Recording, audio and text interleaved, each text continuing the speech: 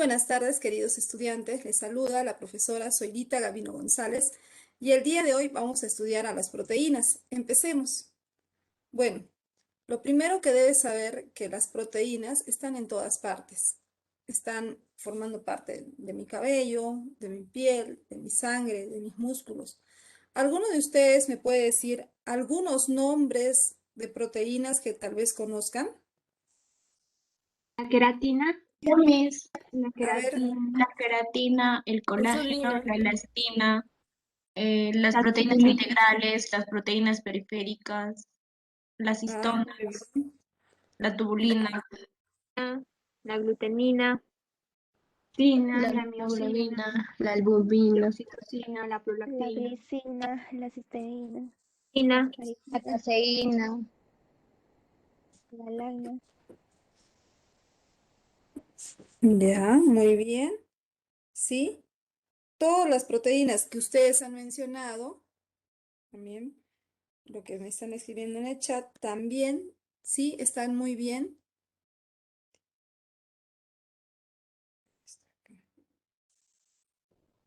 Efectivamente, todas esas vienen a ser proteínas. Y las proteínas pues están en todas partes. Incluso la palabra proteína es un término interesante, ¿no? Proteína viene del latín proteus y la palabra proteus significa lo primero. Entonces, cuando nosotros escuchamos proteína, significa lo primero. ¿Y por qué le pusieron lo primero? Porque los científicos se dieron cuenta de que un ser vivo, sin importar que sea planta, animal, hongo o bacteria, todos estamos constituidos principalmente de proteínas. Es lo que hay en nuestro cuerpo, es de lo que estamos hechos. Ya, si bien es cierto, los glúcidos y los lípidos son moléculas importantes que nos dan energía, de los ladrillos de los que están construido un ser vivo es de proteínas. Pero a la vez, estas proteínas están formadas por unidades llamadas aminoácidos. Aquí en el video que ustedes ven ahí en GIF en la pantalla, pueden ver cómo se va a formar la proteína, ¿no? Uniéndose los aminoácidos a través del sistema de síntesis de proteínas. Ahora, si hablamos molecularmente, las proteínas son moléculas orgánicas porque tienen carbono. Son moléculas que están formadas por 4 tipos de elementos que son CHOM: carbono, hidrógeno, oxígeno y nitrógeno. Entonces ahí nos preguntamos, ¿no? ¿En qué se diferencian las proteínas químicamente de los glúcidos y los lípidos? ¿Cuál es la diferencia que existe o cuáles son los elementos que diferencian a los glúcidos, lípidos de las proteínas? ¿Mm?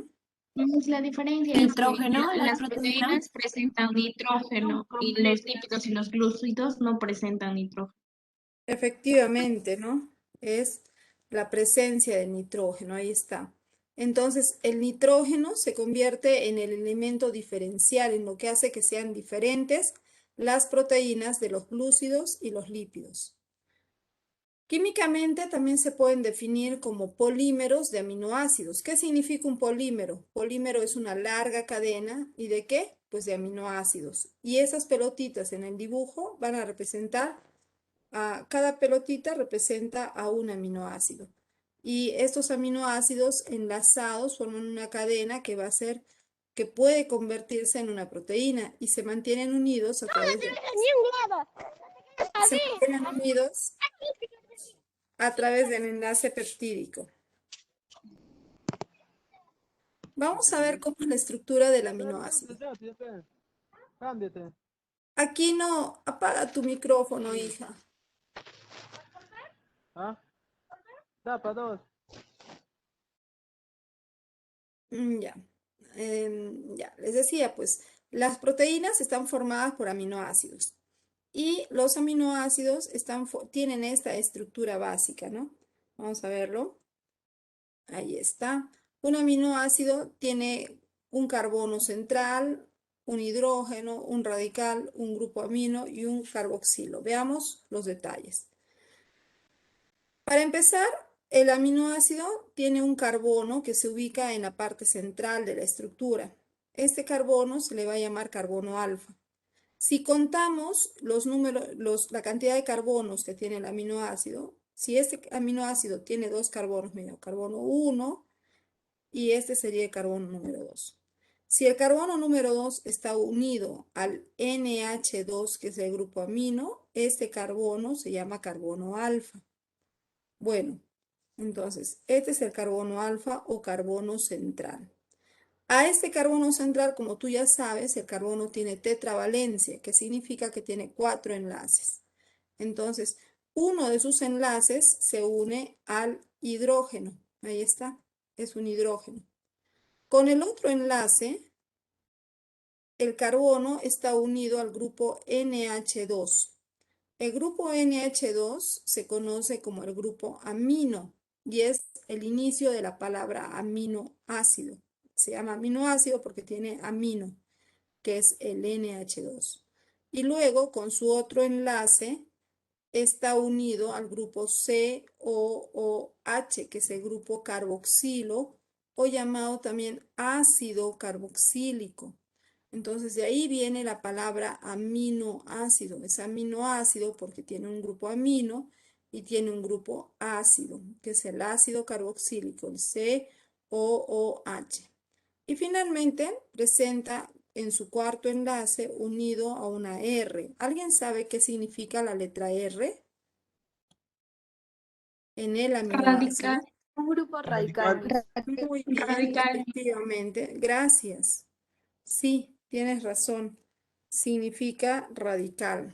Es el radical o también conocido como cadena lateral u otros le denominan resto. Entonces, esta es la estructura de un aminoácido. En esta estructura del aminoácido vamos a distinguir dos partes. Una parte que es igual para todos los aminoácidos, que se le va a denominar parte constante. Y la otra parte es la parte variable, que va a variar o va a cambiar de un aminoácido a otro.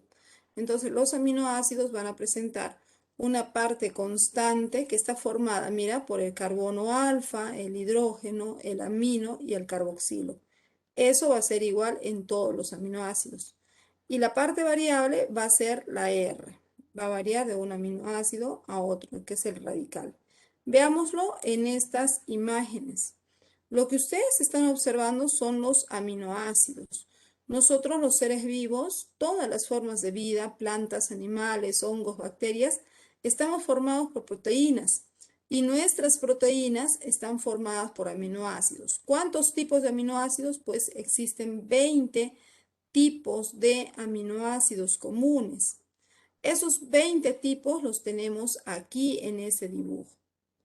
Entonces ahí están los aminoácidos, mira, hay varios, está arginina, histidina, lisina, ácido aspartico, ácido glutámico, alanina, leucina, metionina, aquí abajo tenemos valina, triptófano, fenilalanina. Bueno, a ver, en este grupo de aminoácidos que estás observando, puedes darte cuenta que el carbono central está pintado en azul, ¿cierto? En un círculo azul. Arriba está su hidrógeno, a un lado el amino, al otro lado el carboxilo. Claro que el amino ya no está como NH2, sino está como NH3 con el signo más. Esto debido a que estando dentro de un ser vivo, en un fluido corporal, porque nosotros los seres vivos tenemos agua en nuestras células, agua en nuestro plasma, agua en el líquido intersticial, hemos hablado mucho acerca del agua. Entonces, cuando los aminoácidos están en fluidos corporales, soluciones acuosas o medios donde haya agua, se van a ionizar, van a tener carga los aminoácidos. Tienen una carga positiva en su amino y tienen una carga negativa en su ácido carboxilo. Esto determina que los aminoácidos se vean así. Pero ¿cuál es la parte que varía? A ver, acá todos los aminoácidos son iguales en esa parte. ¿Cuál es la parte donde se hacen diferentes unos de otros aminoácidos? Puedes verlo acá en el dibujo, en los dibujos.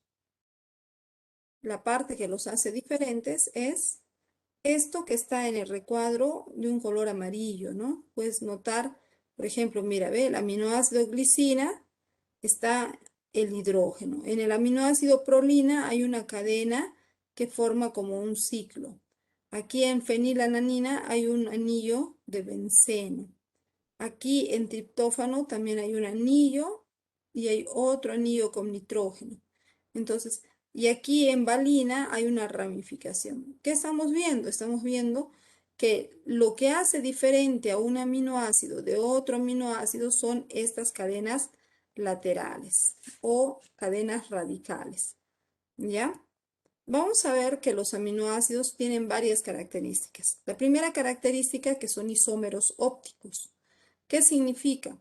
Significa que los aminoácidos se van a, si tienes un aminoácido, por ejemplo, valina, y otro aminoácido, por ejemplo, arginina, si se miran uno frente al otro, se va a ver casi como se miraran a un espejo, como dos imágenes en un espejo, algo así como cuando tú tienes tus manos y las dos manos se miran cara a cara, así como lo estoy haciendo ahora.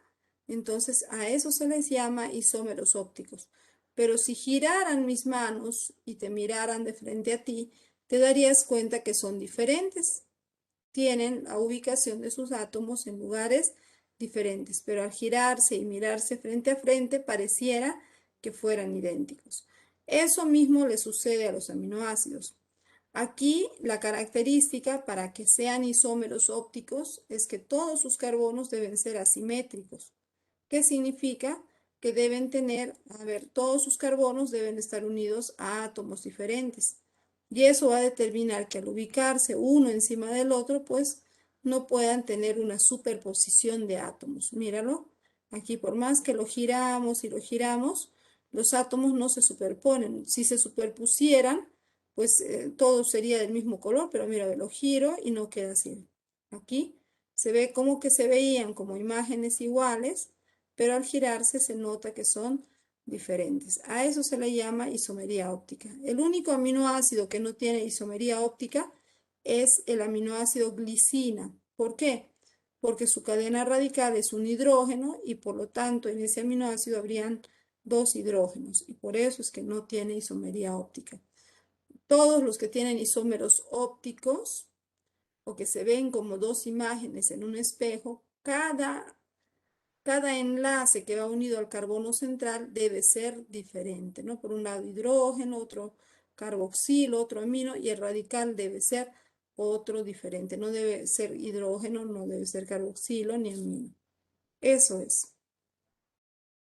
Otra característica de los aminoácidos es que cuando están en soluciones acuosas, es decir, cuando están dentro de un ser vivo, en el agua, en el plasma, líquido intersticial, intracelular, los aminoácidos se cargan, se ionizan.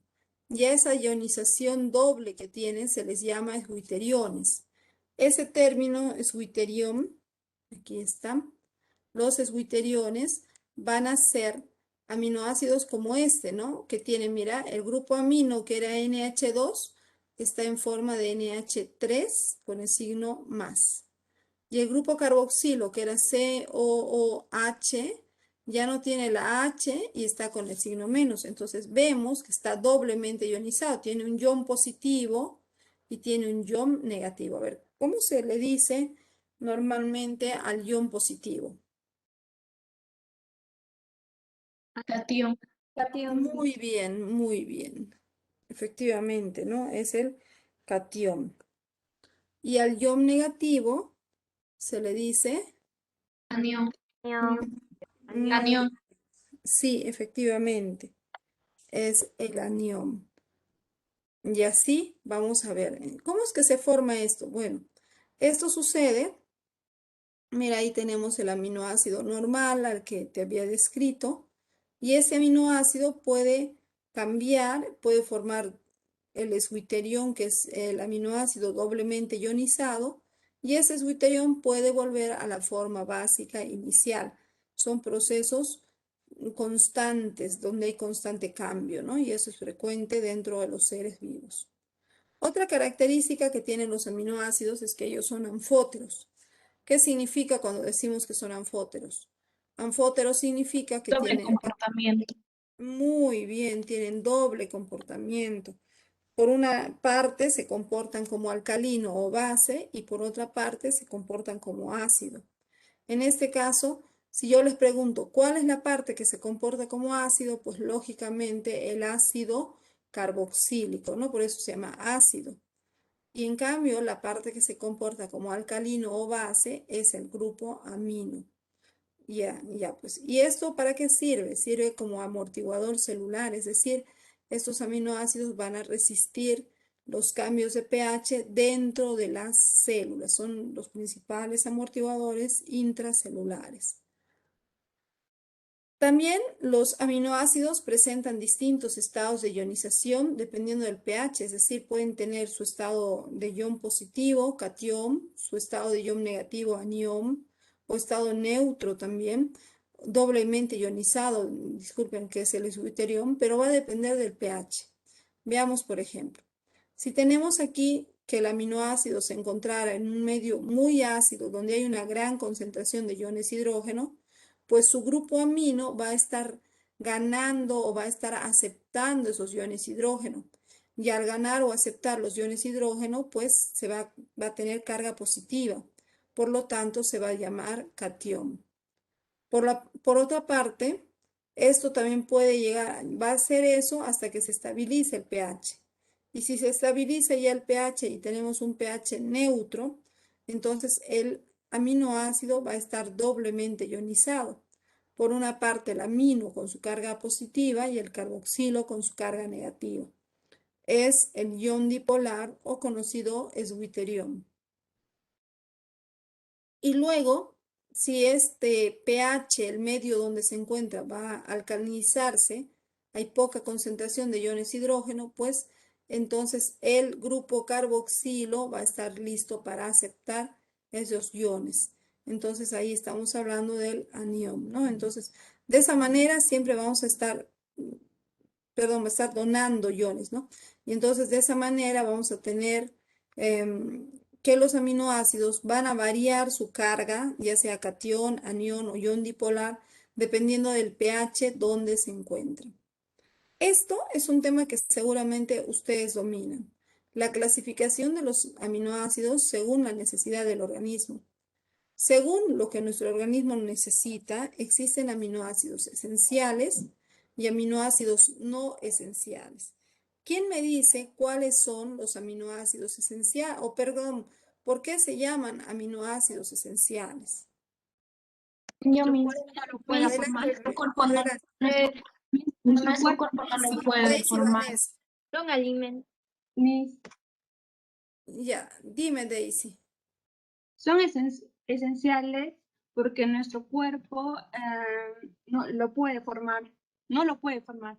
No lo puede formar. Y si no lo puede formar, ¿qué debemos hacer?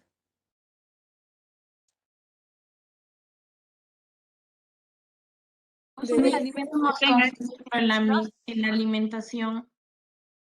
efectivamente, ¿no? Debemos consumirlos en los alimentos. Muy bien, se llaman entonces esenciales estos aminoácidos que nuestro cuerpo no puede formar, no puede fabricar. Sin embargo, los necesitamos y por lo tanto debemos consumirlos en los alimentos. Ujú. Ya. Y deben saber además que existen 10 aminoácidos llamados esenciales. Estos 10 aminoácidos esenciales, a ver, ¿alguno de ustedes sabe cuáles son los 10? A ver, uno por uno, ¿ya? Para que no haga desorden. A ver, Britney Sí, primero. yo le pongo. Primero Britney, luego Xiomara, ¿ya? A ver.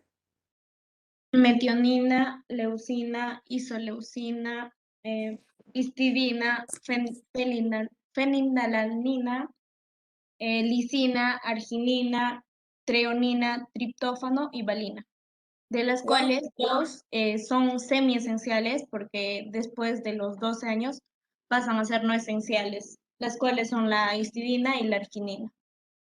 Gracias, Britney. A ver, también participa Xiomara. A ver, Xiomarita. Sí, Miss. Ya, a ver, los 10 está arginina, histionina, ferlatalina, isoleucina, leucina, lisina, metionina, treonina, triptófano y valina. Ya, gracias, Xiomarita. Aquí está. A ver, también he visto que me están respondiendo a través del chat. Y sí, estoy tomando nota a las participaciones del chat. Efectivamente, lo que me han estado diciendo, ¿no?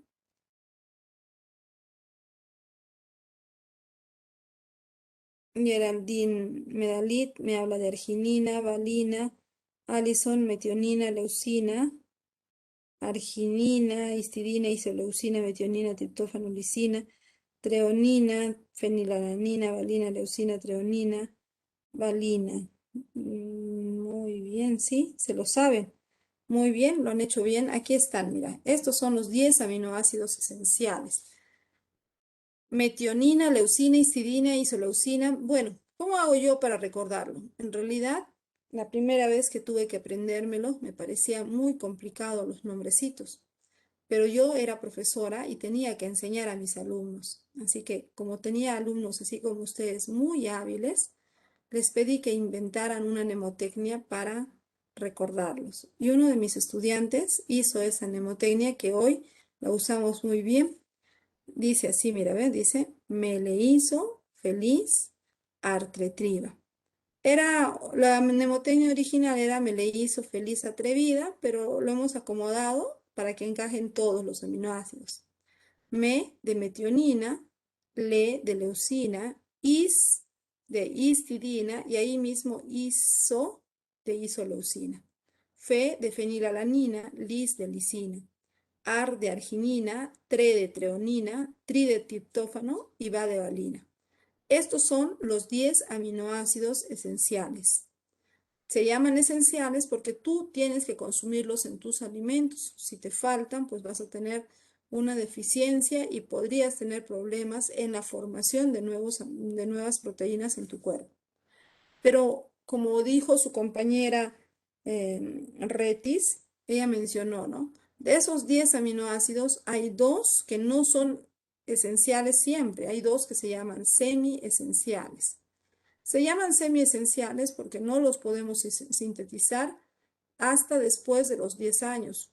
Algunos autores hablan de 8 años y otros hablan de 10 años. Entonces, pero en promedio ya después de los 10 años, histidina y arginina son aminoácidos que tu cuerpo ya puede fabricar. Y si ya puede fabricar estos dos, entonces ahora que me imagino, ¿no? Ustedes tendrán 16, 17 años.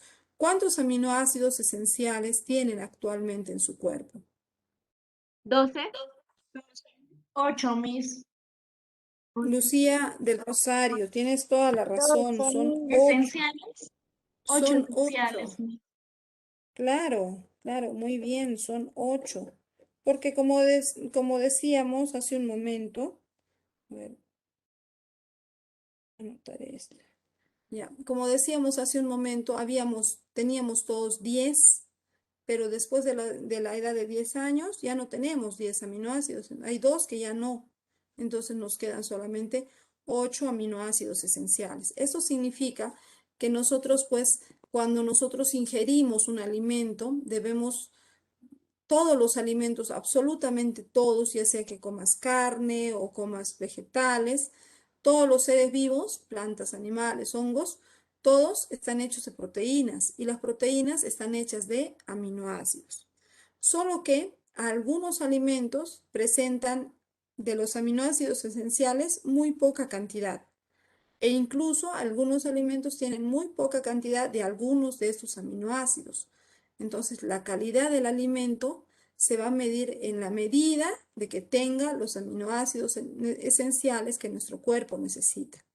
En el Perú hay un alimento que se considera un grano muy especial, un cereal, ¿no? Muy especial, ya que contiene los 10 aminoácidos esenciales.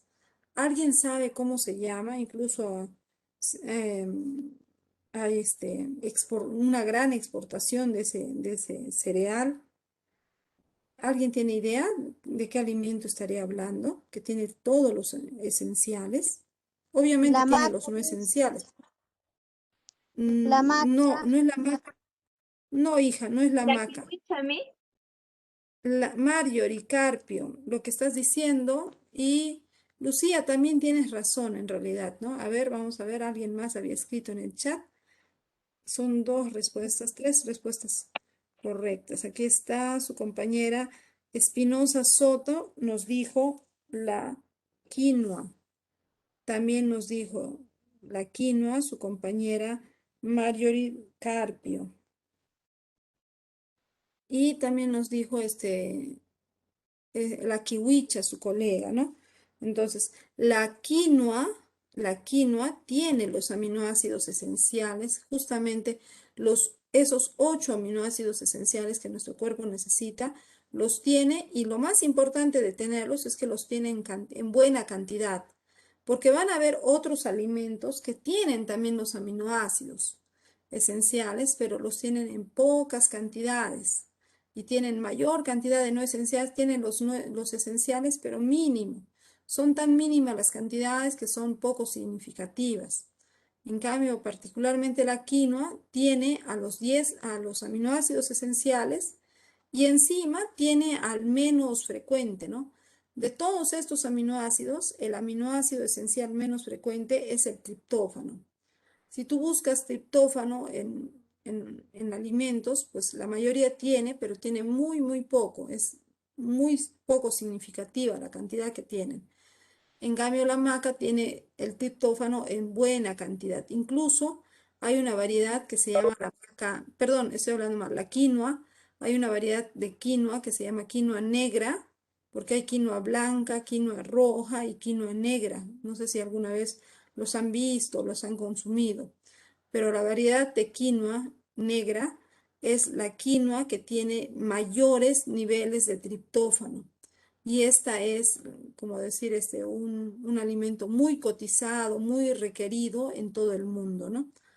Ahora, ¿por qué son tan requeridos? Porque tanto los aminoácidos esenciales como los aminoácidos no esenciales, que son estos que están aquí en esta otra lista, todos ellos suman un total de 20 aminoácidos.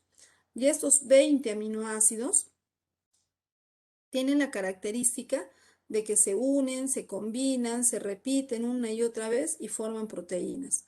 Cuando nosotros tenemos esos aminoácidos en nuestras células los van a utilizar para fabricar proteínas. Proteínas, por ejemplo, como tu cabello, que es la queratina de tu cabello. Entonces, a veces escuchamos muy frecuente esa pregunta, ¿no? ¿Qué puedo hacer para que mi cabello crezca mejor? Porque no crece o está creciendo muy débil o crece muy poco al año, casi no crece mi cabello, algunas personas dicen, ¿no? Entonces, si tú te encuentras con una situación así, pues lógicamente la explicación más sencilla es que esa persona seguramente tiene algún tipo de desnutrición proteica. Es decir, no está consumiendo suficientes proteínas. Tú puedes encontrar un niño, eso es muy característico, ¿no? de la desnutrición proteica. Puedes encontrar un niño, un niño tiernito, se le puede ver, digamos, gordito, panzoncito, pero le miras el cabello es muy ralo y el cabello es muy decolorido, ¿no? Su pelito debería ser negro, su papá, su mamá tienen pelo negro, pero de su pelito se le ve muy claro, muy amarillento, pajizo incluso, ¿no? Y a veces los padres ingenuamente dicen, ah, este nos ha salido gringuito, pero si tú le averiguas el tipo de alimentación que tiene, probablemente tenga una desnutrición proteica. Entonces ahí hay que tener cuidado. No se debe llegar a eso. ¿Por qué? Porque la desnutrición proteica se va a evidenciar en un escaso tamaño del niño, ¿no? Cuando lo llevan a su control de crecimiento y desarrollo, el niño en peso probablemente esté bien su peso, pero en talla, su talla va a ser muy por debajo de lo que se espera. Entonces, así también es una forma de darse cuenta que hay una desnutrición proteica, ¿ya? Ahora, acá dentro del grupo de los aminoácidos no esenciales están varios de estos: alanina, ácido aspartido, glutamico, asparagina, cisteína, glicina, glutamina, tirosina, prolina y serina. Ahora, de estos no esenciales, porque tu cuerpo los produce, los fabrica, yo quiero hacer mención sobre la glicina. La glicina es un aminoácido no esencial. Significa que tu cuerpo sí lo produce, lo está produciendo en estos momentos. Pero además de que lo produce y lo utiliza para fabricar proteínas, tu cuerpo también produce glicina que luego se convierte en otras moléculas. Por ejemplo, a partir de la glicina se forma una molécula llamada taurina. Esa molécula taurina forma parte de los ácidos biliares que están presentes en la bilis y ayudan a degradar, a digerir las grasas. Entonces, ¿qué sucede? Recuerda, taurina es una molécula que se forma a partir de la glicina y la glicina es algo que tu cuerpo naturalmente produce. Entonces, esto les cuento porque ya hace mucho tiempo atrás hay un grupo de empresarios de bebidas y energizantes que ofrecen, por ejemplo, esta bebida en Red Bull o bebidas parecidas y te dicen, ¿no? Consúmelo porque te va a dar mucha energía gracias a la cantidad de taurina que presenta. Entonces, cuando tú buscas así en algún alimento que tenga taurina, pues no vas a encontrar ningún alimento que tenga taurina. ¿Por qué? Porque la taurina no está en alimentos, está formando parte de la bilis, ¿no? ¿Quién consume bilis? Y aún formando parte de la bilis, esa sustancia no es un alimento, sino es una sustancia que nuestro cuerpo produce para la digestión de las grasas. No tiene esa función energética como falsamente nos han hecho creer.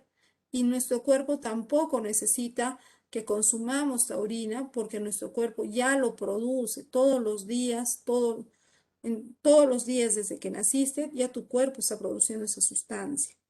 Entonces, esto te sirve para entender que eso es una treta más de, de los engaños que muchas de las empresas de alimentos hacen a la población, ¿no? Si tú tomas una bebida energizante, te vas a sentir cargado de energía, pero no porque tenga taurina. Te vas a sentir así porque esa bebida contiene una gran cantidad de cafeína, mucho café, mucha cafeína, equivalente a 20 tazas de café en una sola latita de bebida. Y también contiene una gran cantidad de azúcar, que tú sabes, el azúcar te da energía, ¿no? Entonces, una persona que toma esto, pues rápido se activa todo su sistema de alerta y se carga de energía y va a falsamente creer que tiene más energía, cuando no es así. Ahora, los aminoácidos se unen mediante el enlace peptídico. Este enlace peptídico lo podemos, vamos a hacerlo hasta acá, vamos a ver cómo es que se forma el enlace peptídico. Aquí tenemos dos aminoácidos, el aminoácido glicina y el aminoácido alanina. Estos dos aminoácidos se unen de la siguiente manera. Se unen a través del carboxilo, del grupo carboxilo del primer aminoácido con el grupo amino del segundo aminoácido. Y la unión se da entre el OH del carboxilo y el hidrógeno del amino. Mira, ve. Al unirse OH con hidrógeno, ¿qué es lo que se forma? Se forma una molécula de agua y se libera el agua. Por lo tanto, la reacción que permite la unión de los aminoácidos es una reacción de deshidratación. ¿Ya? Y ahora, ¿cómo quedan unidos? El carbono, que está unido al OH, ahora se va a unir directo al nitrógeno, que tenía el hidrógeno. Entonces, se unen estos dos. Y al unirse estos dos, pues quedan de esta manera. Puedes ver aquí. Ahí está. Un enlace que une al primer aminoácido con el segundo aminoácido. Y esto se llama enlace peptídico. Ahora, el enlace peptídico va a permitir la unión de aminoácidos y dependiendo de la cantidad de aminoácidos que se unan, se van a formar diferentes moléculas. Por ejemplo, si se unen dos aminoácidos como el que acabamos de hacer ahorita, que se llamaría glicilalanina, es un dipéptido. Si se unen más de 3 hasta 10 aminoácidos, se llaman oligopéptidos. Si se unen más de 10 aminoácidos, polipéptidos. Y recién diremos que es una proteína cuando tenga más de 50 aminoácidos. Entre los oligopéptidos más resaltantes que he considerado, tenemos aquí al glutatión, a la vasopresina y a la oxitocina.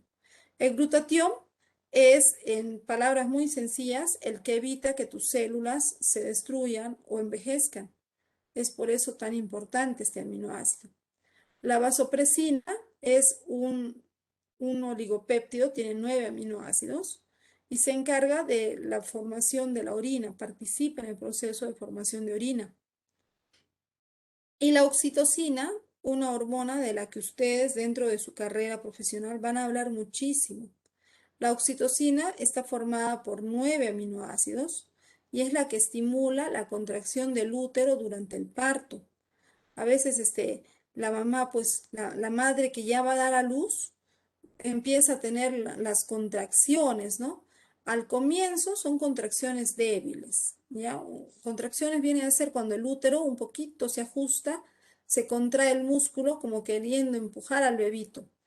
Al comienzo son contracciones débiles. Todavía la mamá puede dar algunos pasos para llegar al hospital, aunque tiene dolor. Pero ya, cuando ya por fin llega el momento de que van a hacer el bebito, le vienen las contracciones fuertes. Estas contracciones fuertes, la mamá es lo que siempre hemos escuchado, que la mamá se queja de mucho dolor, hay mucho dolor. Estas contracciones fuertes hacen que el útero se contraiga y ayude a expulsar al bebito, ¿no? Ahora, esto es ocasionado por la oxitocina. A veces las mamitas, como han estado mucho tiempo en trabajo de parto, hay mamás, ¿no? No es que le viene el dolor y ya nace el bebé. Hay mamitas que están varias horas en ese trabajo de parto, con el dolor hasta que se dilata el cuello del útero. Entonces, parte de los saberes andinos, saberes ancestrales aquí en Huánuco, por ejemplo, se sabe que si una mujer toma el agüita de muñá o el agüita de canela, eso le va a ayudar al parto. ¿Y eso cómo funciona? Se sabe, siempre se había sabido como algo, parte de la cultura, ¿no? De los pueblos. Pero los científicos han investigado qué tiene que ver el agua de muñá, el agua de canela en todo ese trabajo. Y descubrieron que cuando una mujer ya está en trabajo de parto y toma cualquiera de estas dos aguas, de muñá o de canela, le estimula la producción de oxitocina. Y al producirse esta sustancia, pues la contracción del útero se hace más fuerte y el bebé puede salir más rápidamente. Sí ayuda al parto. El único detalle es que no se debe tomar antes de que haya habido suficiente dilatación del cuello del útero. El cuello del útero debe estar dilatado en 8 o 10, ideal, 10 centímetros, ¿no? Debe haberse abierto lo suficiente como para que salga la cabecita del bebé. Y cuando ya está así, a ver un ratito, entonces si el útero se ha dilatado lo suficiente a 10 centímetros, entonces ahí le dan estas agüitas, pues el bebito sale, nace con facilidad. Pero también es un riesgo y eso ustedes como personal de salud en obstetricia tienen que controlar y tienen que advertir mucho a la mamá. A veces ustedes están ocupadas atendiendo tantos pacientes, ¿no? Que tienen, hay días así con tantos pacientes y entonces una mamá de repente no tiene suficiente dilatación. Su dilatación puede estar en 3, en 4, todavía falta. Y por ese espacio tan pequeñito no va a salir la cabecita del bebé.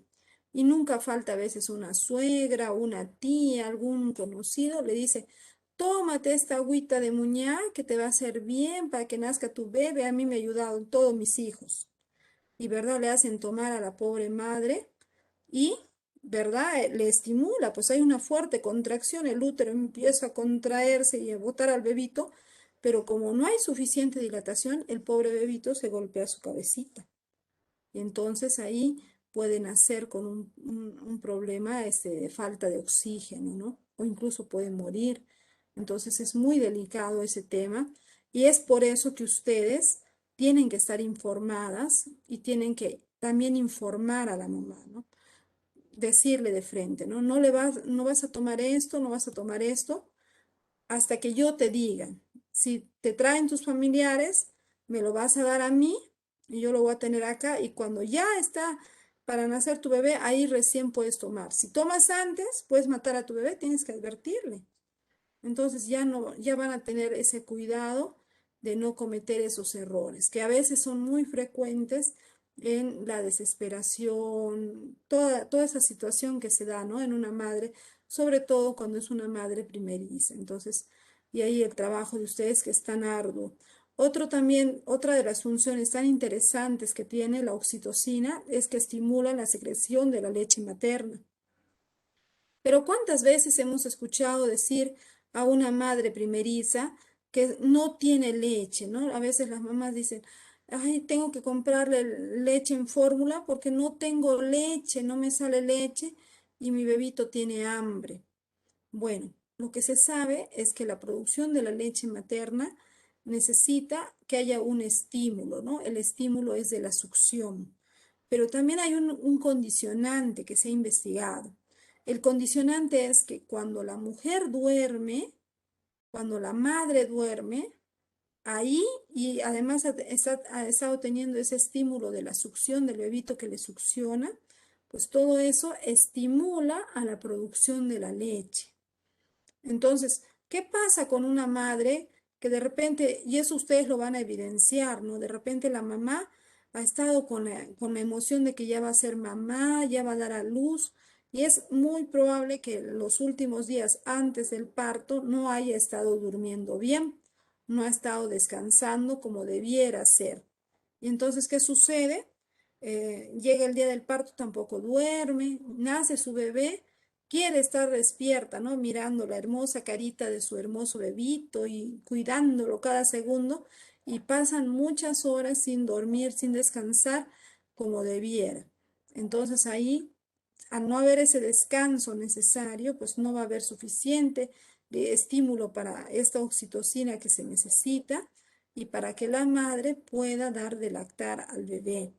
Por eso es importante generar ese vínculo con la familia para que de alguna manera le den ese confort, esa seguridad a la madre, para que así ella pueda dormir. Tiene que dormir, tiene la necesidad, la obligación, la responsabilidad de dormir para que así su cuerpo pueda producir la leche que le hará falta a su bebé. Y eso es fundamental, ¿ya? Miren, son moléculas, pero esas moléculas dependen de cómo actuamos también nosotros, ¿no? No sé si aquí alguna de ustedes desea intervenir, comentar algo, alguna experiencia o algo que hayan sabido sobre este tema.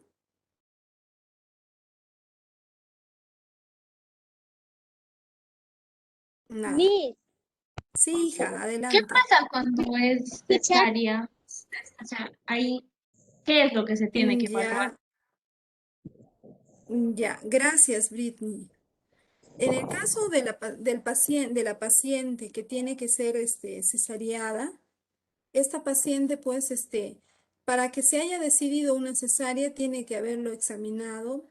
Aparte de la profesional o el profesional de obstetricia, debe ser evaluado por un profesional gineco-obstetra, un médico.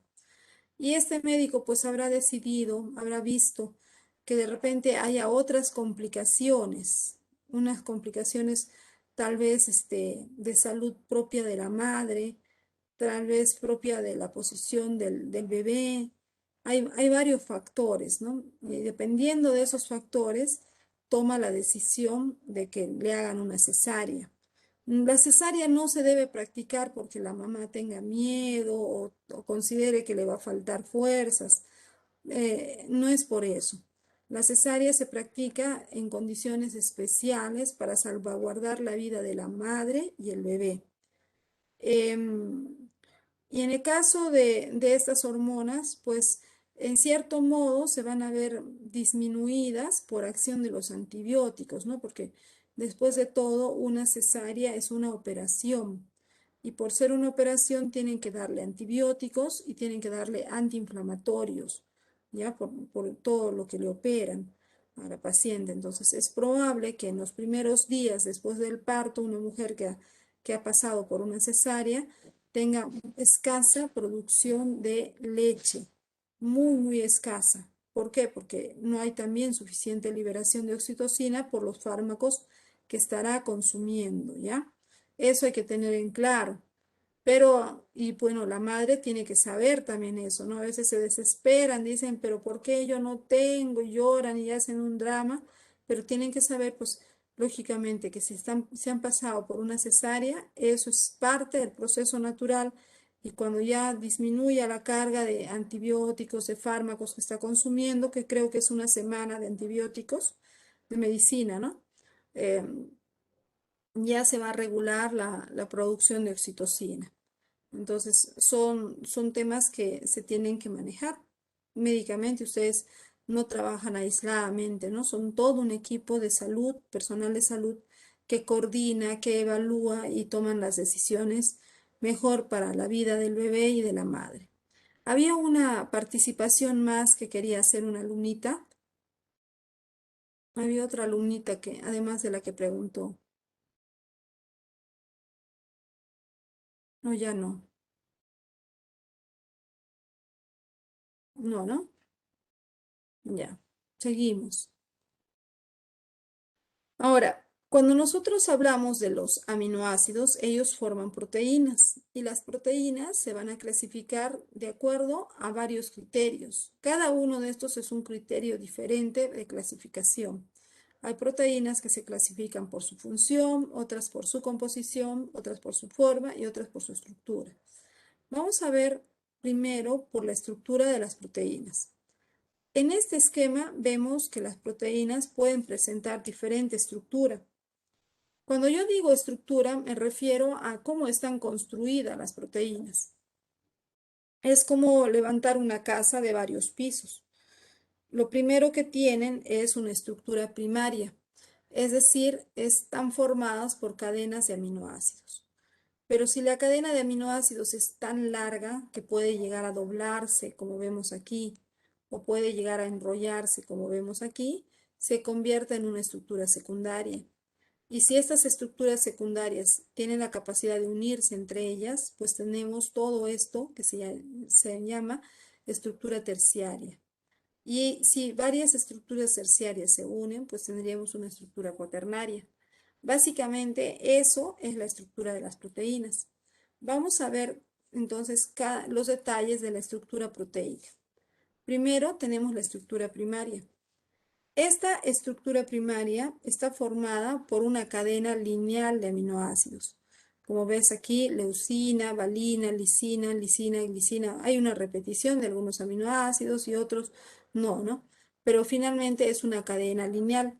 Entonces, la estructura primaria es una secuencia o una cadena lineal de aminoácidos.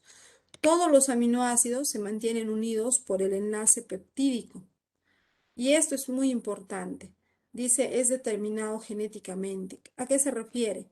Aquí, en la estructura primaria, cada aminoácido tiene un orden específico y el orden que presenta ha sido determinado genéticamente, es decir, son nuestros genes los que determinan qué aminoácido va primero, cuál va después, si hay otro que repite, en qué orden van, y todo eso es determinado por nuestros genes. De ahí que nuestros genes son los responsables de nuestras características. Por ejemplo, si hacemos un comparativo, ¿no? Por ejemplo, yo tengo pelo lacio. Probablemente tú también tienes pelo lacio y en tu casa otros familiares también tienen pelo lacio. Pero ¿acaso el pelo lacio que tú tienes es igual al mío o igual al de tus familiares, al de todos ellos? Pues no, no creo. Porque aunque yo, por ejemplo, tengo pelo lacio, cuando crece un poco mi pelo, medio que se me quiere ondear. Pero mi hija tiene un pelo lacio que por más que esté muy, muy largo su cabello, es totalmente lacio, es totalmente liso. Y el cabello lacio de mi hijo es extremadamente fino, al lado del mío es muy, muy grueso. Entonces, encuentro que cada uno tenemos, aunque tenemos todos nosotros en mi casa pelo lacio, tenemos rasgos que nos hacen diferentes unos a otros. ¿Y qué es el pelo finalmente, no? El pelo es una proteína, es la proteína queratina. ¿Y por qué hay diferencias?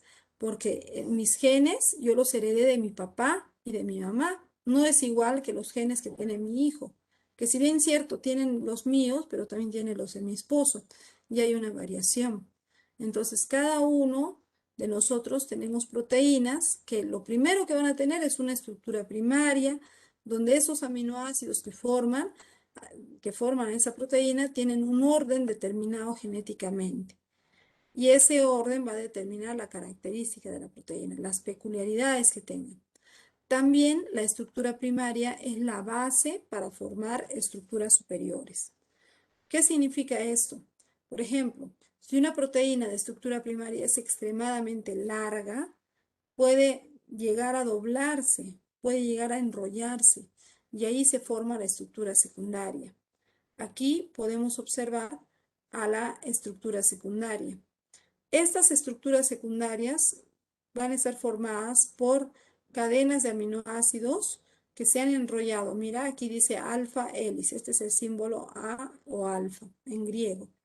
Entonces, el alfa hélice, el que primero fue descubierto, es una cadena de aminoácidos que están enrollados en forma de espiral y se mantienen unidos los aminoácidos siempre por el enlace peptídico.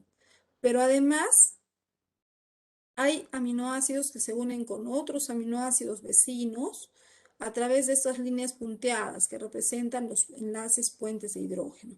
Los vemos aquí y también los vemos aquí en esta otra estructura llamada beta hoja plegada, ¿no? Hoja plegada porque es como una hoja doblada a manera de acordeón o de abanico. Entonces, esas son las estructuras secundarias. Las características que tienen las estructuras secundarias es principalmente que es la cadena primaria que ha sido doblada o enrollada. Se mantienen estables por enlaces puentes de hidrógeno y las proteínas representativas de estas estructuras tenemos, por ejemplo, en la estructura secundaria de alfa hélice tenemos a la queratina y en la estructura secundaria beta hoja plegada tenemos a la fibroína. La fibroína es la proteína de la tela de la araña. Ahí está. Pero a veces las estructuras secundarias, varias alfa hélices pueden unirse y formar una estructura terciaria. O a veces se pueden unir alfa hélices con beta hoja plegadas y también forman estructura terciaria. Aquí vemos una proteína de estructura terciaria. Esta proteína, como verás aquí en un segmento de la proteína, vemos que hay alfa hélice y probablemente hayan por otro lado algunas beta hoja plegadas. Y toda la proteína ya llega a tener una forma globular, esférica, ¿no? Esta proteína, para que mantenga su forma y se mantenga estable, tiene varios enlaces que la estabilizan. Los enlaces que la estabilizan son los puentes de hidrógeno, que ya vimos antes, los puentes disulfuro, las interacciones iónicas y las interacciones hidrofóbicas conocidas como fuerzas de Van der Waals. Todo eso estabiliza a la estructura terciaria. Casi la mayoría de proteínas de nuestro cuerpo llegan a tener una estructura terciaria. Por ejemplo, la albúmina, las enzimas, las globulinas, son proteínas que tienen estructura terciaria. Es como decir, ¿no? Todo el mundo ha hecho educación primaria, todo el mundo ha hecho educación secundaria y todos llegan a la educación terciaria o universitaria. Todos hemos llegado a esto, supongamos. Pero algunas proteínas de estructura terciaria deciden unirse a otras proteínas también terciarias y terminan formando la última estructura, que es la estructura cuaternaria. Imagínate la cuaternaria que sea cuando hagas tu doctorado, ¿ya? Entonces, no todos van a llegar a esto, así sucede en nuestro cuerpo, no todos llegan a esa estructura, pero básicamente la estructura cuaternaria es una interacción, resulta de la interacción de estructuras terciarias. Aquí a las estructuras terciarias se les va a denominar protómeros, que son como las unidades de toda esta estructura. Y se mantienen unidos por los mismos enlaces que tenía la terciaria, que son puentes de hidrógeno, disulfuro, iónico e hidrofóbico. ¿Alguien sabe un ejemplo de proteína de estructura cuaternaria? La hemoglobina. Muy bien, sí, tienes La razón. insulina, la Los caseína, la anticuerpos, betaína, el interferón, los La anticuerpos, lactoglobulina, el HDL, la LDL. Además, Nanina. Muy bien, muy bien, muy bien. Acá también podemos observar algunos ejemplos de estructura primaria, ¿no? Otra forma de reconocerlo también se le dice a la estructura primaria como el collar de perlas. Es una forma muy clásica, ¿no? Porque parece, como todos los aminoácidos están unidos únicamente en una cadena lineal, parece un collar de perlas. Y como les decía hace un momento, ¿no? El orden de los aminoácidos en la estructura primaria es fundamental. Si hay una simple variación en el orden, puede ocasionar mutaciones. Por ejemplo, vamos a ver en esta imagen, a ver aquí. Aquí tenemos, dice A, secuencia normal de aminoácidos. Mira cómo es la secuencia normal. El 4 tirosina, 5 prolina, 6 glutamina y 7 glutamina. Ya es lo normal. Y cuando tiene esta secuencia normal, se forma la hemoglobina de forma normal y tenemos glóbulos rojos normales. Pero mira aquí qué dice. Secuencia de aminoácidos, cadena sencilla de la secuencia de aminoácidos. Pero acá ya hay una variación.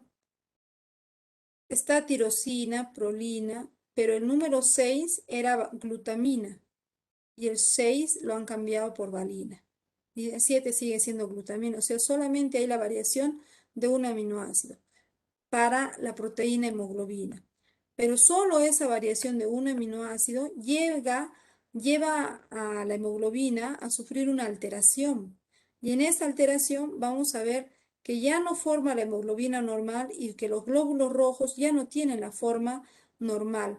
Los glóbulos rojos son como discos, son como círculos bicóncavos, ¿no? Hundidos por ambos lados, adelante y atrás.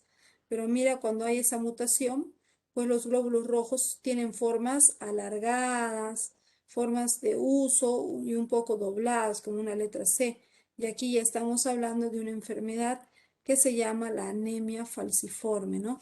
Una enfermedad genética que existe en el mundo y es muy frecuente en África. La población de África es la población que más anemia falciforme padece en el mundo. Entonces, todo por una mutación. Por eso, que quede claro el hecho de que la estructura primaria es base para formar las estructuras superiores.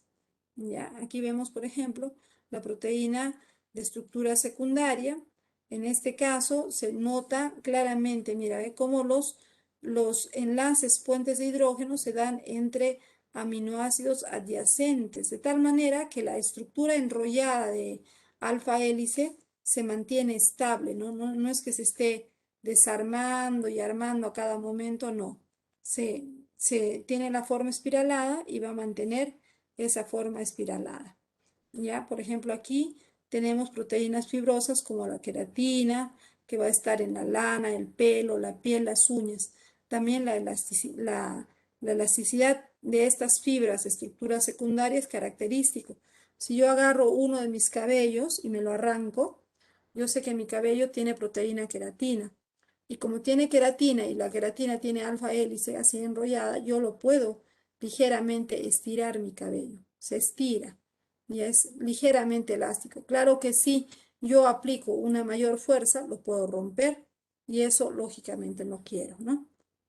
También tenemos la proteína de estructura secundaria, la beta hoja plegada, ves que es como un papel doblado a forma de acordeón.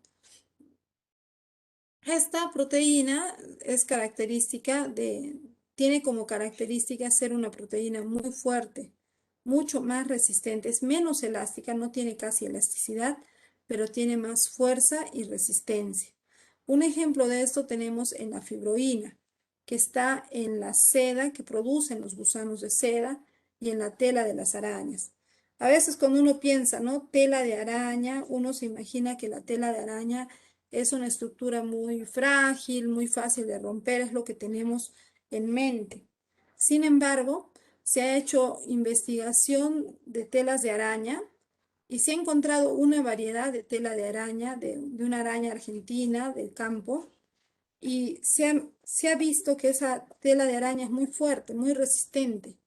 Se ha hecho un hilo de acero del mismo grosor de la tela de araña y se ha probado la resistencia de los dos, entre un hilo de acero y una tela de araña, ambos del mismo grosor.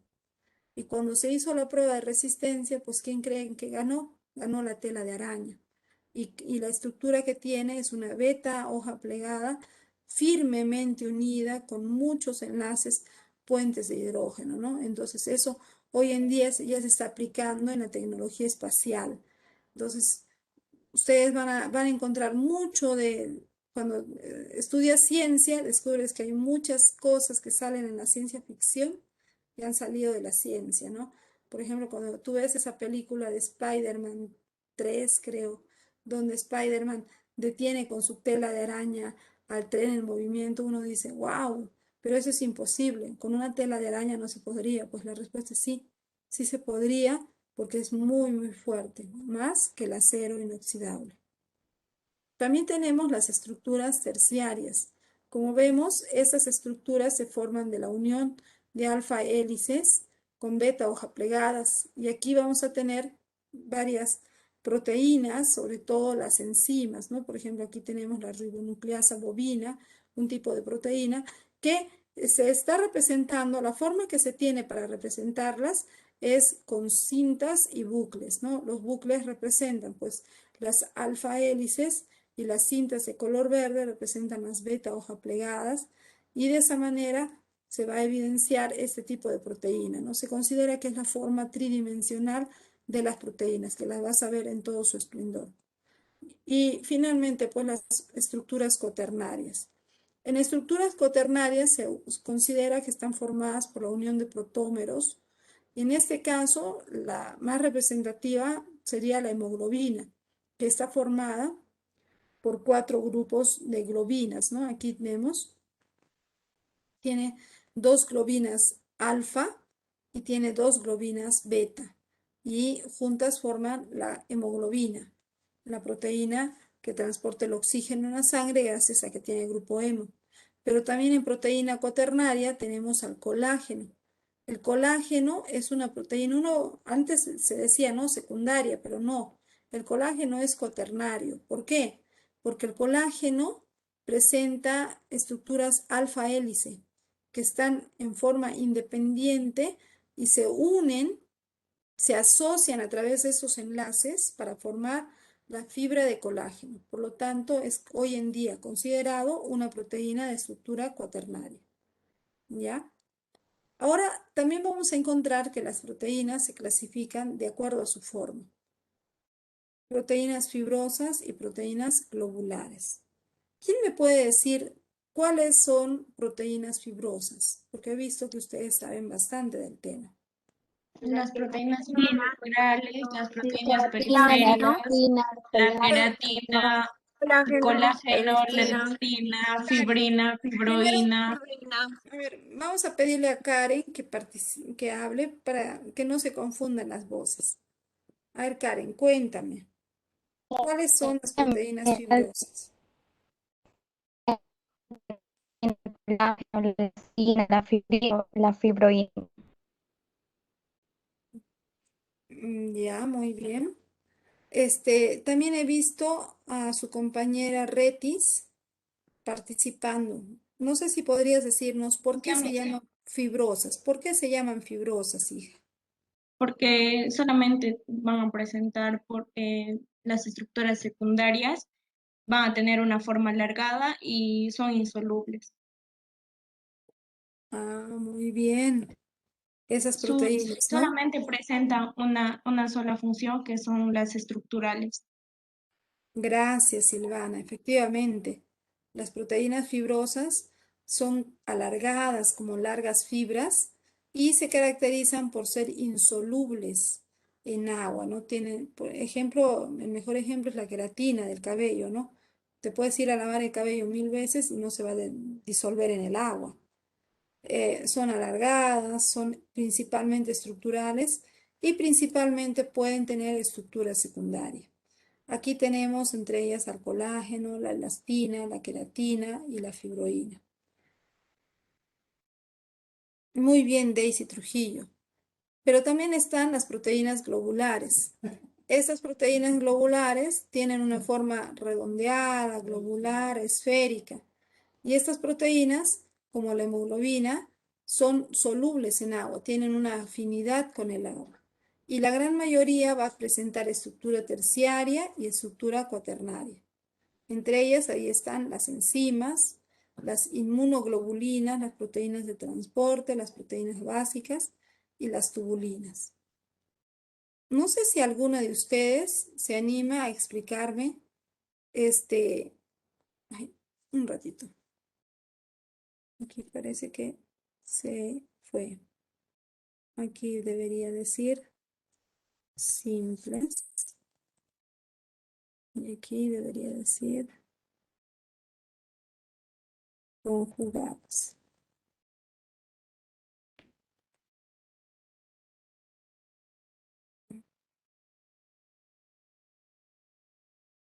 Ya está.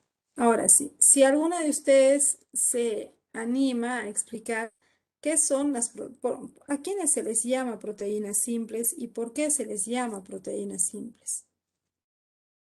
Profesora, A ver, hija, adelante. Lucía. Sí, los Lucía.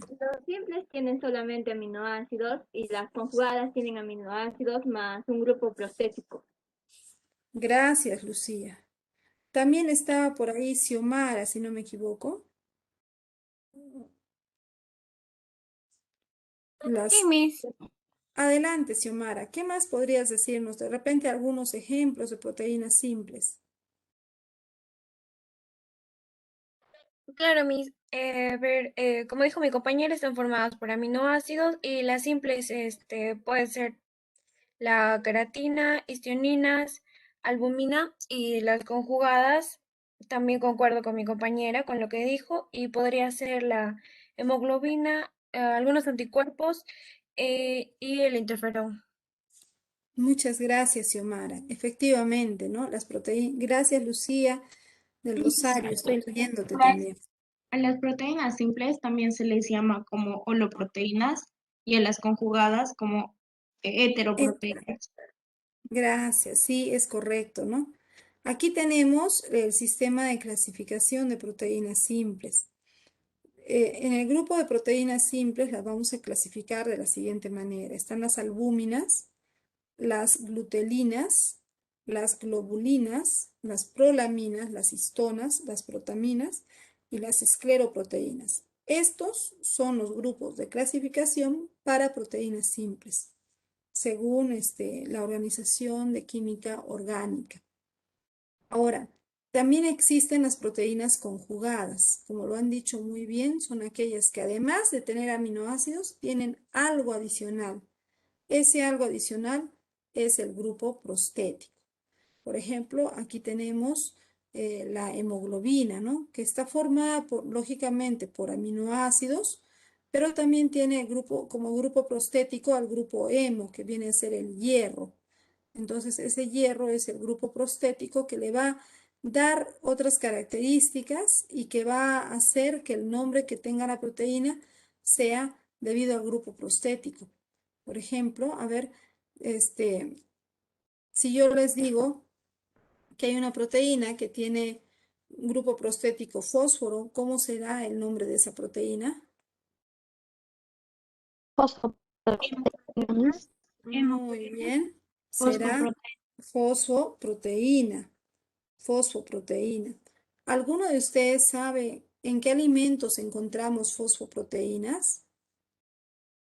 Miss en la caseína, Miss. Muy bien, la caseína en la leche tiene fosfoproteínas. ¿Y alguna otra proteína más? También está en la vitelina de la yema de huevo. Muy bien, Alison Céspedes. También, y si yo les dijera que hay una proteína que tiene como grupo prostético lípidos, ¿cómo se llamaría? Lipoproteínas. Muy bien, se llamaría lipoproteína. Y si tiene glúcido, ¿cómo se llamaría? Glucoproteínas y proteínas. Perfecto, excelente. Muy bien, ahí están entonces algunos de los ejemplos que ustedes mencionaban, ¿no? Si tiene fósforo, se va a llamar fosfoproteína. Tenemos la caseína en la leche, la vitelina en la yema de huevo. En glucoproteínas tenemos a las inmunoglobulinas, hoy que también les conocemos con el nombre de anticuerpos. Y hoy en día mucho se habla de los anticuerpos, de generar estos anticuerpos o defensas, ¿no? Para las enfermedades. En cromoproteínas, a la hemoglobina, y en lipoproteínas, por ejemplo, la tromboplastina. Vamos a ver ahora la clasificación de las proteínas de acuerdo a su función. Las proteínas también se clasifican de acuerdo a la función biológica que tienen.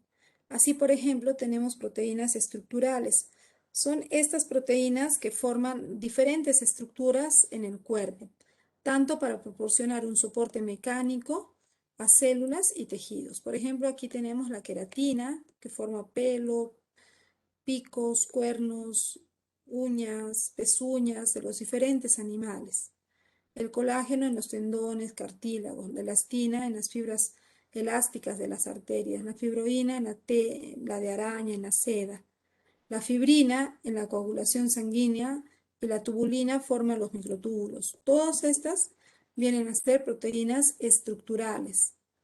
Por otra parte, están las proteínas de transporte.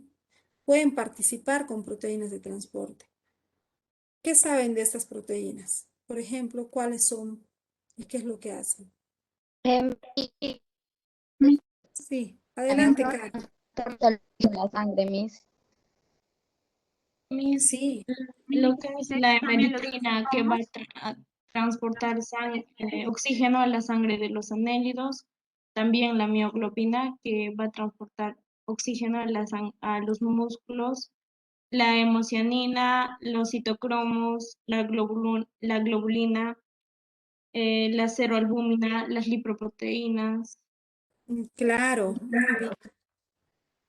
Entonces, como nos dijo su compañera, estas son algunas proteínas de transporte, ¿no? Aquí yo les he relatado algunas de ellas. Gracias, Leslie. También estoy leyendo tu participación. Leslie nos habla de las lipoproteínas que transportan lípidos en la sangre. Ceroalbúmina transporta los péptidos en la sangre. Muy bien. Leslie Vara. Lucía nos dice, a ver, ¿qué nos dice Lucía?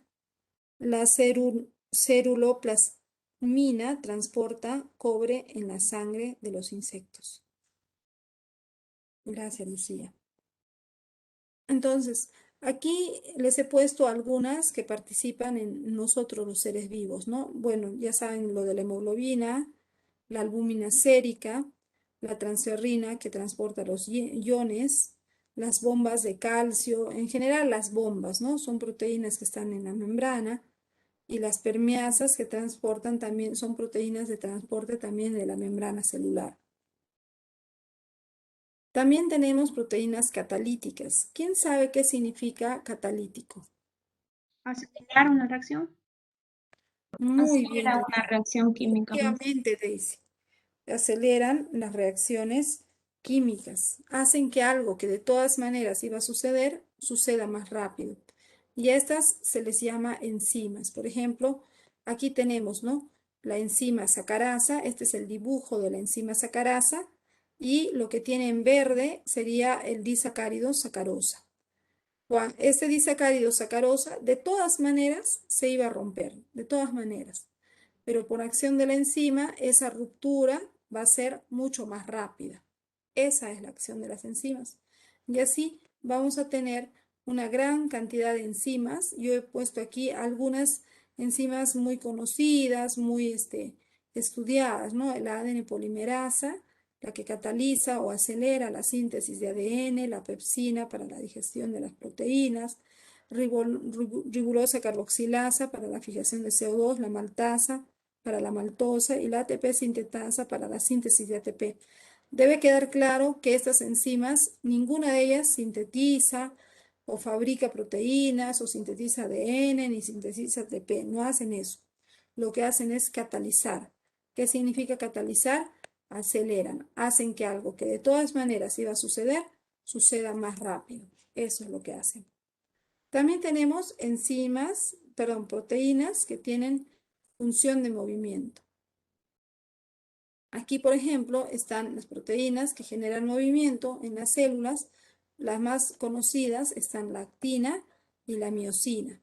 Son proteínas que van a, como quien dice, caminar y moverse, y ese movimiento va a generar el movimiento muscular.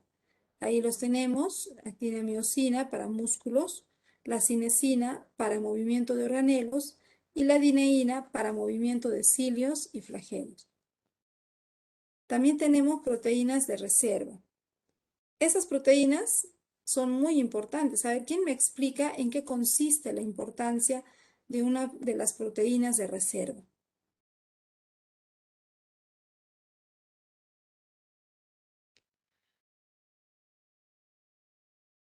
Gracias, Antoine. Para que cuando esté en actividad muscular, evite mucho el cansancio, o algo así. Claro, en cierto modo, pero algo más. A ver, algo más. Reserva. Es como cuando escuchaste que iba a haber una cuarentena el año pasado, cuando el presidente había Es anunciado. cuando se almacena.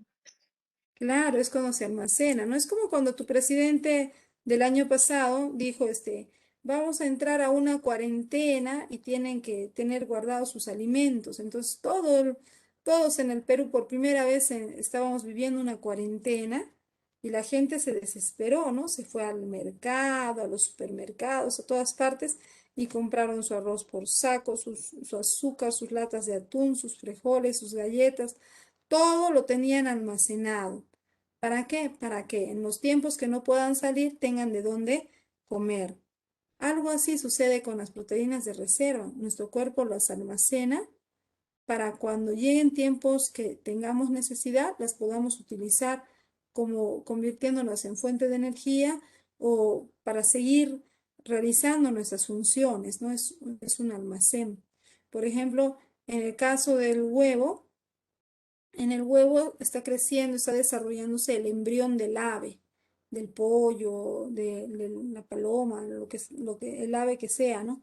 Pero ese embrioncito se necesita alimentar, ya que no es como nosotras las mamás que le pasamos alimento al bebito a través del cordón umbilical. La avecita tiene que alimentarse y lo hace del huevo. ¿Pero qué parte? Pues de la albúmina. La ovoalbúmina es la reserva. Así como existe ovoalbúmina para las aves, en nuestra sangre también tenemos albúmina sérica, que esta va a ser una proteína de reserva que permite un óptimo funcionamiento en nuestro cuerpo. Si una persona tuviera una enfermedad, hubiera sufrido una hemorragia, una situación de quemadura también, una infección prolongada, es muy probable que la cantidad de albúmina sérica se vea disminuida en su sangre. Entonces, si tiene muy disminuido la proteína de reserva y tú le estás dando su medicación, su antibiótico, todo lo que necesita, pero ese pacientito sigue sin mejorar, tú dices, pero ya deberías estar bien, estás con toda tu medicación, todo lo que necesitas, ¿y por qué no estás sanando? Si tú le examinas cómo están sus niveles de albúmina sérica y esos niveles están por debajo de lo normal, pues ese es el indicador, ¿no? Mientras no tenga suficiente de esta reserva proteica, no va a empezar a sanar, porque su cuerpo está ahorita más dedicado a conseguir reservas. Esto mismo tú lo puedes aplicar, por ejemplo, en pacientitos que son operados. Ahorita les voy a explicar, ¿no? Mira, ve, ahí tenemos la ovoalbúmina, la caseína, que es la reserva de aminoácidos, está presente en la leche. Por eso es que la leche para los niños o el queso en general es un alimento bastante completo porque tiene aminoácidos de reserva, ¿no? La ferritina almacena en hierro, está en el hígado, y la gliadina almacena también en los cereales, ¿no? Ahora, yo les decía, por ejemplo, si tienes un paciente, una pacientita que se ha operado recién, ¿no? Le han hecho una operación, pongamos una cesárea, no sé, una apendicitis o de repente eh, le han extraído la vesícula, tantas operaciones. Entonces, este pacientito, después de ser operado, el médico le dice, no puede comer mucho, tiene que cuidar todavía una dieta blanda, cosa sencilla. Pero si tú le das de comer solamente, supongamos, mazamorrita maicena, sopita de cabello de ángel, nada más, esos son alimentos que le van a dar energía, pero no va a tener lo que necesita para que el tejido sane, que es la reserva de proteínas. Entonces, algo que se receta, que tendrá que comer ese pacientito en los primeros días, cuando ya pueda ingerir algún sólido, es, por ejemplo, la clara del huevo. ¿Por qué la clara del huevo? El huevito sancochado, solamente la clara, porque ahí está obteniendo albúmina. Y la albúmina es una proteína de reserva fundamental para la reparación de tejidos, ¿ah? También tenemos proteínas hormonales. Ahí está la insulina, el glucagón, la hormona de crecimiento, la calcitonina, entre muchas otras proteínas hormonales que tenemos en nuestro cuerpo. Todas las proteínas hormonales u hormonas son señales, ¿no? Señales que dicen abrir o cerrar, que algo se acelere o que algo se desacelere. En este caso, ¿no? Si tenemos insulina en cantidades normales, esta va a inducir la disminución de glucosa en sangre. Y por otro lado, si tenemos el glucagón, va a aumentar la concentración de glucosa en sangre. Y el equilibrio de ambas pues va a llevar a un equilibrio homeostático en nuestro cuerpo, seremos sanos. También tenemos proteínas receptoras. Estas detectan las señales transmitidas a la célula, como la rodopsina, el receptor de acetilcolina, los receptores adrenérgicos. Estos, por ejemplo, aumentan la velocidad de los latidos cardíacos en función a las señales químicas que reciban las células. También están las proteínas de defensa y este es quizá el aspecto que en la actualidad se está estudiando más, ¿no? Mucho debido a esta emergencia sanitaria que todavía estamos. ¿Cuáles son esas proteínas de defensa? Son proteínas que buscan defendernos de cuerpos extraños. La principal de ellas vienen a ser las inmunoglobulinas, también llamadas anticuerpos. ¿Alguien me puede hablar sobre los anticuerpos, por favor? ¿Qué es lo que saben de ellos? ¿En qué caso se produce anticuerpos? ¿Quién lo produce? Los A ver, anticuerpos, también llamadas como las inmunoglobulinas, son defensas contra antígenos. En ellas vamos a encontrar unos ejemplos como la mucina, que va a proteger a las mucosas, las citocinas, que son el interferón, la interleucina, la quimiosinas, el, el TNF, que es el factor necrosis tumorae, lo que es la inflamación de la fiebre, y la proteína de complemento, que es una respuesta inflamatoria, la citólisis celular, los que son infectados. gracias. A ver, ¿quién más? Gracias, Silvana. Muy completa la descripción de las proteínas que nos defienden. Lucía Ochoa me dice defienden de los antígenos, ¿no? Varios me están escribiendo, me están diciendo que las proteínas llamadas anticuerpos nos defienden de antígenos. A ver, ¿qué más me dicen? Nos defienden de los antígenos. Los anticuerpos son defensas ante bacterias y virus. Generan reacción en contra de esos patógenos, en resumen, ¿no? Ceballos, Trujillo, Ochoa. ¿Ustedes saben qué tendría que pasar para que nuestro cuerpo produzca anticuerpos?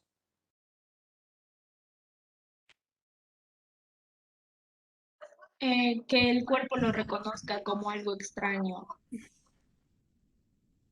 Puede entrar algo extraño y el cuerpo lo tiene que reconocer y ahí, ahí en eso ya los anticuerpos se van a formar.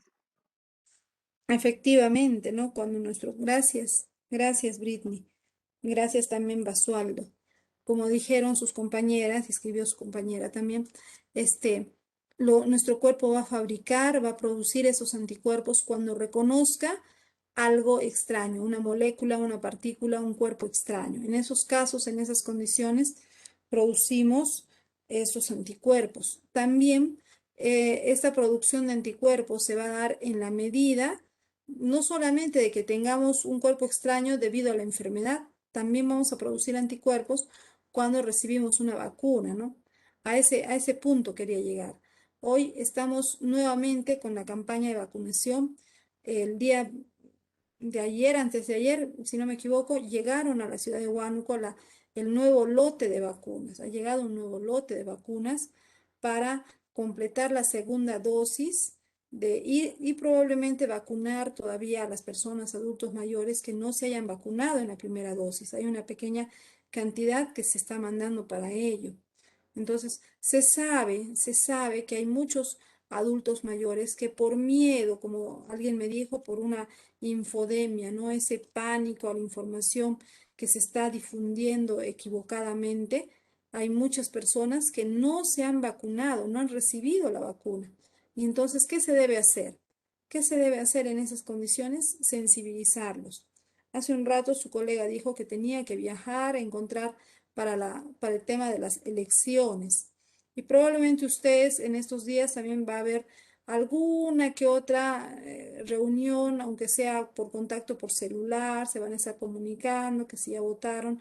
Es importante que si hay comunicación donde haya adultos mayores, se sensibilice, porque de repente que no se ha vacunado, pero va a estar llegando esa semana a todas las provincias de Huánuco, tienen que vacunarse. Es una excelente manera de que nuestro cuerpo produce anticuerpos sin hacer la enfermedad y tenemos una protección que tiene una memoria inmunológica, ¿no? No es una protección que dura una semana, sino que dura un tiempo más prolongado, ¿no? Particularmente parece que duran aproximadamente entre 4 a 6 meses de protección, ya es algo hasta que tengamos mejores formas de protegernos. Está también otra proteína de defensa, el interferón. Los interferones son proteínas que fabrican nuestro cuerpo, nuestras células, cuando ya la célula ha sido infectada por un virus. Si una célula es atacada por un virus, por ejemplo, el COVID, ataca a una célula de la mucosa del epitelio respiratorio, entonces, ¿qué pasa? Esa célula, antes de morir, libera proteínas interferón. Esas proteínas interferón salen como alarmas a las células vecinas. Y al llegar a las células vecinas, les dice que está habiendo un virus que está infectándolas. Entonces, las células vecinas como que le pusieran candado a todas sus puertas para que el virus no pueda entrar. Es como que bloquearan sus receptores EK2 y no puede entrar el virus. De esa manera actúan los interferones. El detalle es que de repente en esa pandemia del COVID no se está viendo mucho trabajo del interferón. ¿Por qué? Porque el virus ingresa y es tan agresivo que ataca muy rápido a muchas células. Entonces, cuando el interferón sale de una célula que ha sido atacada, quiere ir a células sanas que no han sido atacadas, pues difícil va a encontrar, porque la mayoría de esas células que están alrededor ya también han sido atacadas. Es por eso que no estamos viendo mucho de interferón, pero sí este, Tamilucib es un fármaco bastante costoso, según tengo entendido, tiene un costo muy alto, pero es uno de los fármacos que se está utilizando hoy en día en pacientes que están hospitalizados por COVID, ¿no?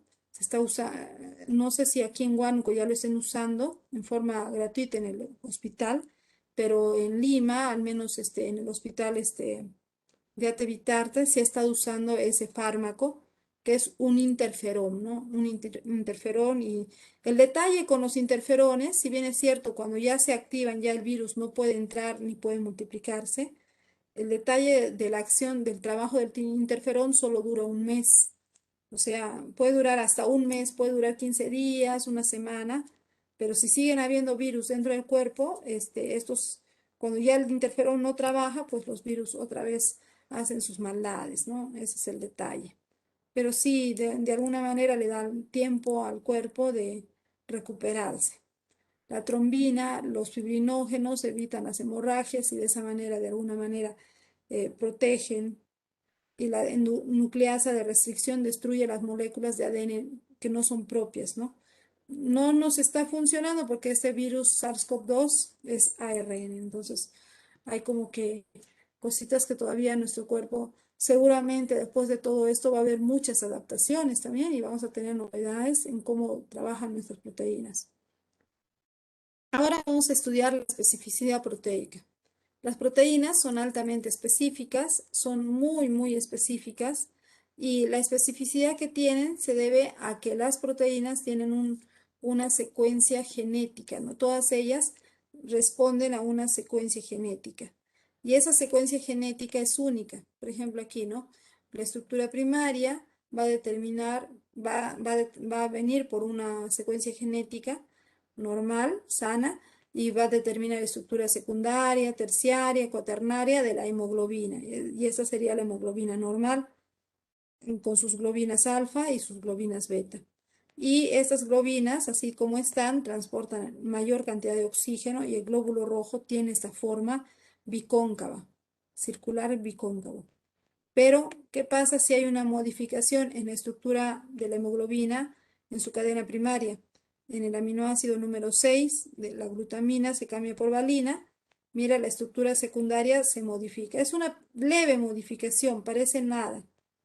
Va a dar una forma diferente en la estructura cuaternaria y esto va a determinar una forma diferente cuando las cuaternarias se conectan para transportar el oxígeno. Y esto hace que transporten menos oxígeno, porque mira, es como que se enlazan, ¿no? No deberían enlazarse, deberían estar sueltas, pero acá se enlazan y entonces el glóbulo rojo ya no tiene la forma normal, circular bicóncavo, sino como una letra C, ¿ya? Entonces, ahí estamos viendo la especificidad proteica. Las proteínas son altamente específicas para cada especie, tienen una alta especificidad debido a la secuencia de aminoácidos que procede de un código genético, de una herencia genética. También otra propiedad de las proteínas es la desnaturalización proteica. Tú has visto que tienes aquí en la imagen, tienes dos situaciones, ¿no? Tienes un huevo crudo y tienes un huevo cocinado. El huevo crudo, su clara, vamos a concentrarnos solamente en la clara es líquida y es translúcida, ¿no? Medio transparente es la clara de un huevo crudo. Y ahora la clara del huevo frito o del huevo sancochado se hace blanca, se hace dura, ya no es translúcida, es blanca. Y esto, entonces tenemos que en el huevo cocinado o huevo frito, la proteína albúmina ya ha perdido su forma natural. Entonces, como ha perdido su forma natural, decimos que está desnaturalizada. ¿Qué significa ser desnaturalizada? Una proteína en su forma natural va a presentar los enlaces no covalentes. ¿Cuáles son los enlaces no covalentes? ¿Se acuerdan cuáles eran?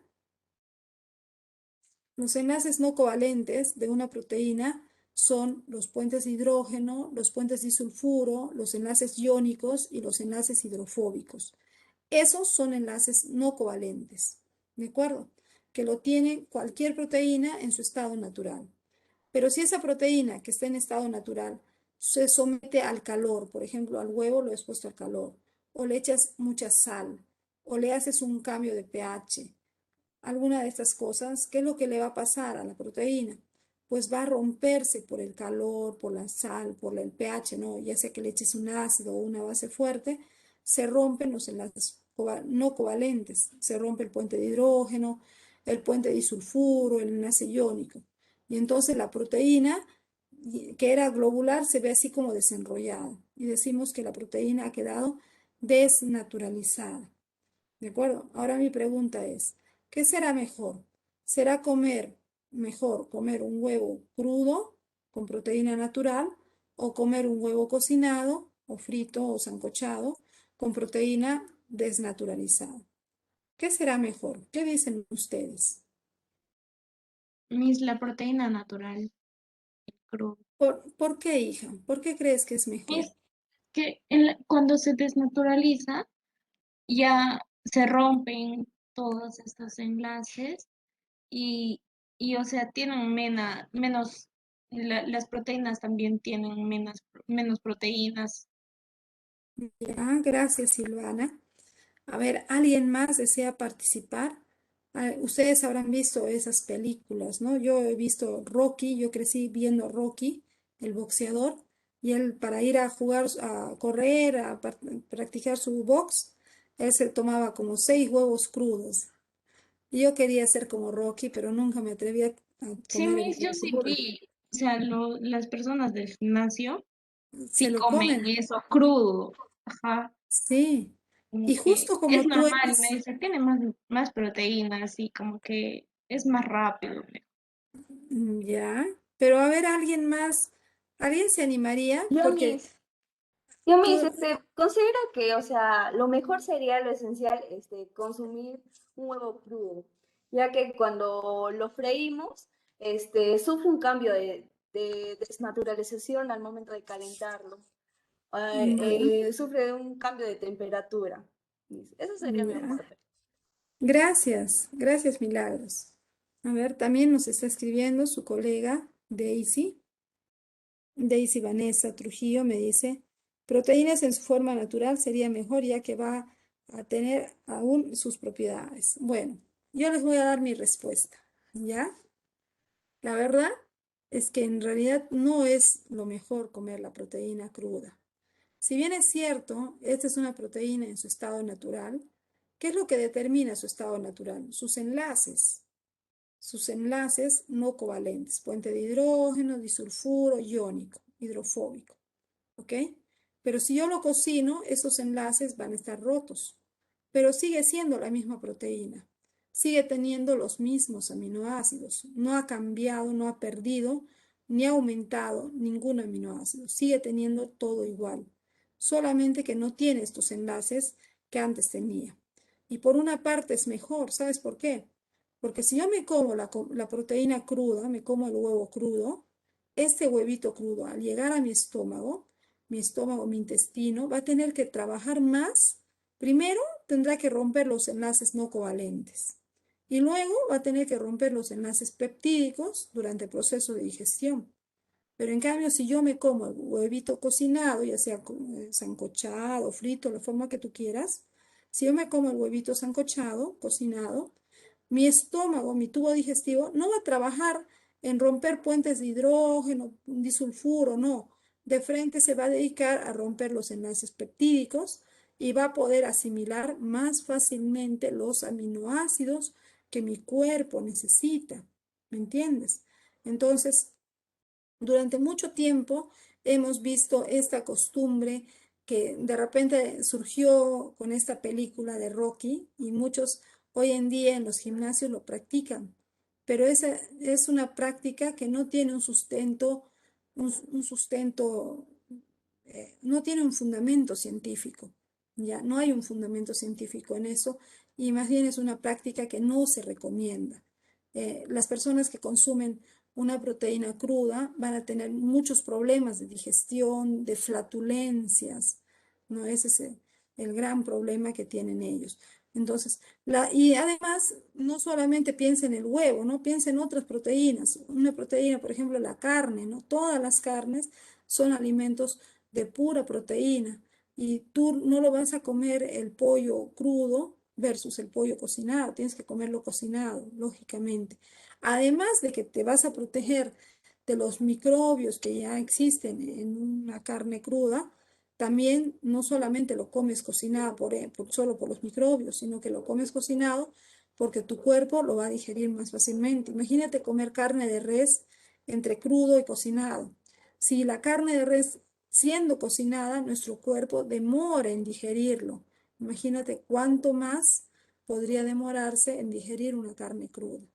Ahora, cocinar o desnaturalizar una proteína no solamente se desnaturaliza con calor, sí se puede desnaturalizar con calor y es lo más usual, pero también se puede desnaturalizar con un cambio de pH, por ejemplo, con un ácido.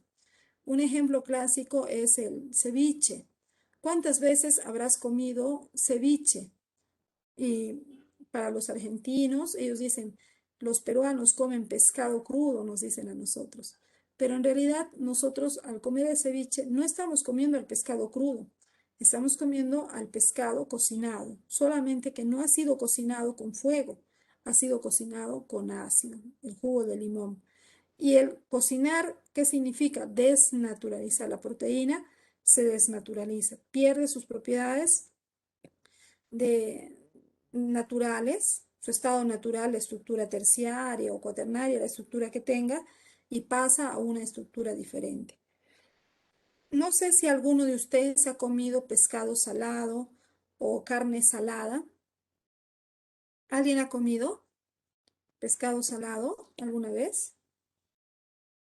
¿O carne salada? El ¿Sí? pescado, sí, es bien feo. Es muy Mucha salado. sal, Ajá. mucha sal. ¿Y lo has comido crudo o cocinado? ¿Lo has comido? No, frito, cocinado. Lo mejor. Cocinado, ya. Bueno, te cuento que yo he comido pescado salado crudo. Yo he vivido mucho tiempo en la selva, entonces allá la costumbre es comer el pescado. El charqui también he comido crudo, sí, ¿no? Es una costumbre. Ah, Lo, sí, el lo, charqui lo sí se sa- come lo salan, crudo.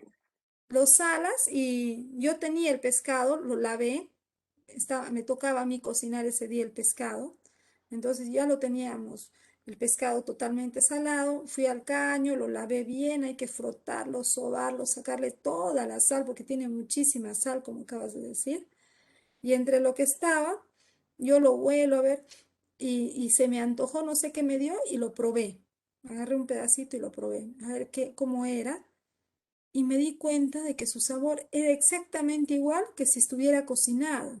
No lo podía creer, así que lo lavé otro pedacito y lo volví a probar y era igual. Luego lo hice como tú, ¿no? Lo freí y seguía teniendo el mismo sabor. Lo que pasa es que la carne de pescado, mira, es una proteína súper, súper frágil. Tan frágil es que si tú tienes pescado y no lo refrigeras, ese mismo día ya a las horas está podrido, ¿cierto? Apesta. Pero ¿qué hacen? Sacan el pescado, lo limpian, lo lavan y lo salan. Y la proteína de la carne se desnaturaliza de tal manera que queda cocinada, totalmente cocinada. Y con tanta sal no puede haber crecimiento de microbios. Entonces, de esa manera se está teniendo una desnaturalización proteica por sal. Lo mismo sucede con el charqui, al cual también he comido, ¿no? Tal cual estaba. Teníamos charqui guardado, rompí, sin echarlo a la olla, nada, lo probé y qué rico. Es que se cocinó con la sal. Entonces, estamos entendiendo que la desnaturalización proteica se puede dar por calor, se puede dar por sal, se puede dar por ácido, también aquí por radiación, por solventes orgánicos. Hay muchas formas de desnaturalizar una proteína. Claro que algunas son mejores para nuestros alimentos, ¿no? Pero sí es mejor comer la proteína desnaturalizada que en su estado natural, siempre. A ver, ¿qué más? Y bueno, a ver, y dentro del grupo de las proteínas tenemos proteínas malas, unas proteínas muy, muy malas que se llaman los priones. Los priones, prión significa partícula proteinácea patógena, ese es el término que define el prión. Son proteínas, mira, yo te voy a mostrar ampliando la imagen aquí. Esta es una proteína prión normal que todos tenemos en nuestro cerebro. Tenemos tantas proteínas y entre ellas hay esta proteína llamada proteína priónica normal. Como puedes ver, tiene alfa hélices en color verde y rojo en el dibujo. Pero si esta proteína priónica normal sufre una mutación, puede convertirse en la proteína priónica patógena, donde las alfa hélices, las de color rojo, se convierten en beta hoja plegadas. El solo hecho de convertirse en esta forma, mira, modificar un poco su estructura, ni siquiera todo se ha modificado, ocasiona que esta proteína priónica ocasione unas enfermedades que se llaman encefalopatías, encefalopatías espongiformes.